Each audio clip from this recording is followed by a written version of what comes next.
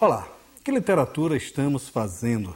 Os conceitos de uma nova vertente literária vêm encantando as universidades. Neste ambiente, o professor Paulo César Tomás, nosso entrevistado de hoje, organizou os textos de Pelas Margens, representação na narrativa brasileira contemporânea, onde se busca detectar a presença dos excluídos em nossas letras.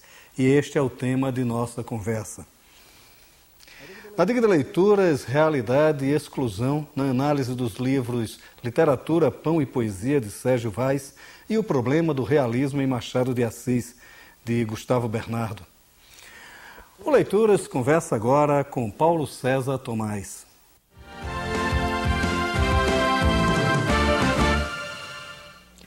Paulo, bom, vocês estão lançando Pela Margem, representação na narrativa brasileira contemporânea, que é um livro de ensaios literários.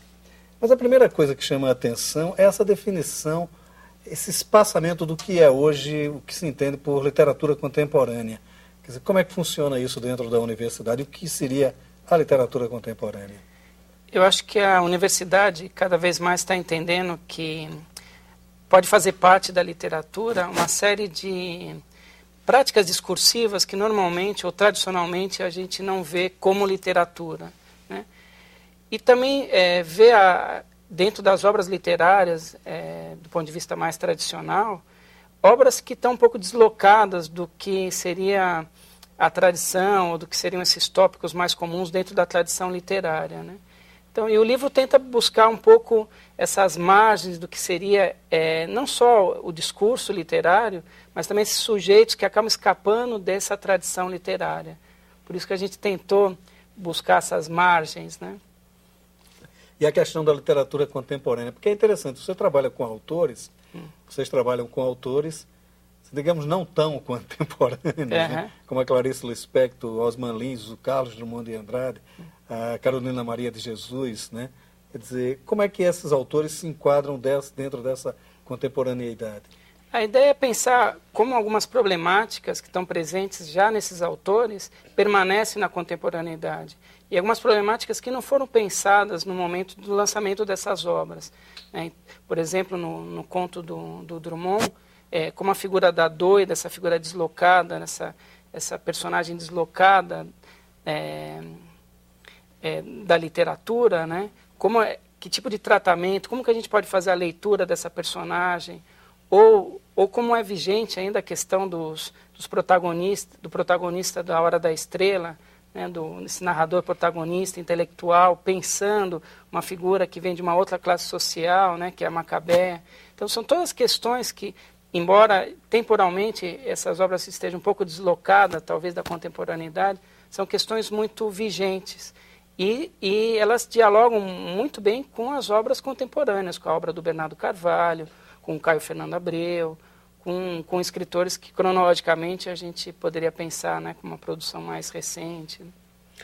Agora, porque existe a questão que vocês levantam aqui, que é quando esses personagens têm voz, né, que é o caso da Carolina, né, a Carolina de Jesus, Carolina Maria de Jesus e o Ferrez, por exemplo. São dois autores que vocês abordam.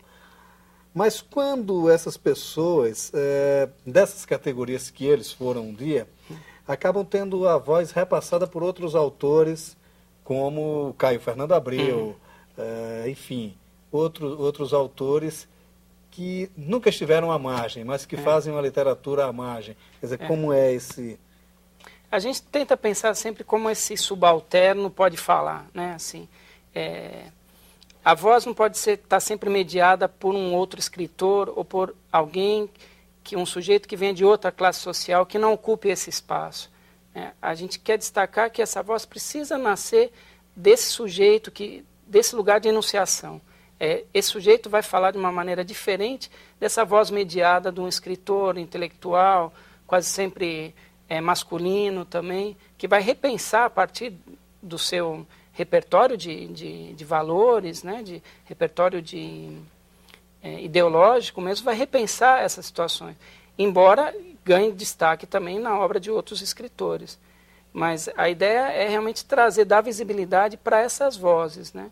Como o Ferrez, por exemplo, que de alguma maneira busca recompor, né, uma certa vivência, uma experiência. Por isso alguns acabam lendo a literatura dele como uma literatura de testemunho, até vendo isso como algo negativo, um aspecto negativo, que não é um aspecto negativo. Eu acho que é uma coisa que é um valor da obra dele e que não apaga, né, a elaboração ficcional da obra. E ele procura recompor isso a partir de uma vivência, uma experiência que realmente ele pôde compartilhar, né? Agora, essa literatura que hoje faz o Ferrez, a gente está falando um pouco de literatura contemporânea, de literatura à margem, né, que alguns chamam de marginal também. Sim. Eu não sei, essa coisa da marginalidade na literatura é sempre muito confusa. Uhum. Na década de 70 teve a poesia marginal. Essa voz que ele leva para a literatura, ele é um discurso antiliterário. Né? Antiliterário no sentido que ele não rompe só com os cânones da linguagem, como ele rompe com os cânones gramaticais também. Né? Quer dizer, até que ponto é válido este discurso na literatura? Eu acho muito rico essa transferência da oralidade, que ele faz uma reelaboração dessa oralidade da periferia de São Paulo. Quer dizer, ela não está em formato bruto, né? Ela está transformada, mediada por uma elaboração estética. Né?